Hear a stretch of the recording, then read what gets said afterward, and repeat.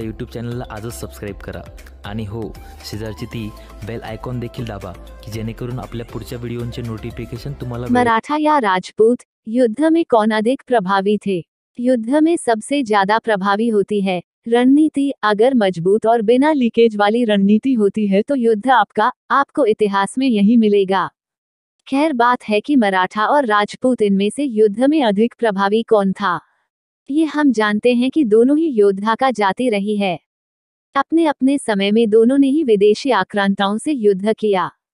यहाँ एक बात जानना जरूरी है यह समझने के लिए कि हर्ष के बाद उत्तर राजनीतिक ढंग से टूट गया और वहाँ राजपूतों के छोटे छोटे राज्य पैदा हो गए थे, जैसे प्रतिहार, सोलंकी, गुहिल, चौहान आदि। राजपूतों ने शुरुआती 400 सालों में काफी अच्छे ढंग से अरब आक्रांताओं का सामना किया और लगभग 1192 ईस्वी से लेकर 1600 ईस्वी तक का समय इनका उन ताकतों के साथ विरोध का रहा। यहाँ मेवाड़ विरोध का अगुवा रहा और महाराणा प्रताप के साथ ये विरोध भी खत्म हो गया था। फिर राजपूताना ने मुगलों से संधि कर ली, लेकिन इसकी शर्त थी कि उनके राज्य में दखल अंदाजी नहीं होगी, मतलब कि राजपूत राज्य अभी भी इंडिपेंडेंट थे लेकिन अब एक्सपेंड नहीं कर सकते थे। इसके बाद विरोध की ज्वाला दक्षिण में जगी और महाराज शिवाजी के साथ मराठों ने अपना साम्राज्य बनाया और 1707 के बाद मुगल भी उनके संरक्षण में आ गए और उनका शक्ति अफगानिस्तान के आज के बॉर्डर तक पहुंच गई। तो आप यहाँ तक चीज देखो कि दोनों ताकत मराठा और राजपूत अपने अपने समय पर प्रभावी रहे। राजपूत और मराठों में युद्ध लड़ने के तरीके में अंतर था। मराठा गोरिल्ला वॉरफेयर में माहिर थे और राजपूत मैदानी युद्ध में।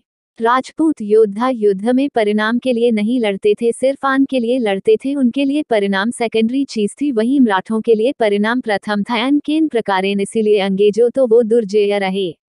वहीं मराठा राजपूतों की तुलना में अधिक भाईचारे में थे, वो साथ लड़ते थे, लेकिन राजपूतों में वैसा भाईचारा नहीं था, वो विदेशियों से ज्यादा आपस में लड़ते थे, इसलिए युद्ध में हमेशा धोखेबाजी का शिकार होते थे। राजपूत युद्ध में योद्धा के रूप में मराठों से बेहतर नजर आते हैं, क्योंकि गोरिल्ला वॉरफेयर भी आदिवासियों से राणा ने सीखी और कहीं ना कहीं महाराज शिवाजी उनसे प्रभावित थे।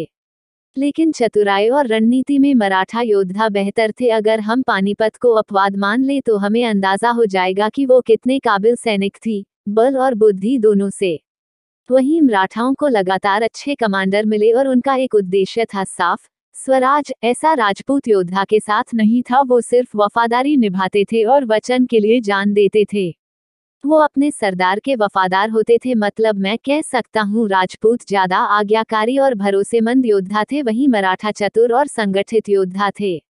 सार के रूप में यही मेरा मानना है कि अपने अपने वक्त पर दोनों ही योद्धा बहुत प्रभावी रहे और लगातार धर्म की रक्षा की, और इस नतीजे पर पहुंचना नामुमकिन है कि बेहतर कौन था, इसलिए इसे एक ड्रॉ ही माना जाए, एक ऐसी तुलना जो बराबरी पर खत्म हो जाए।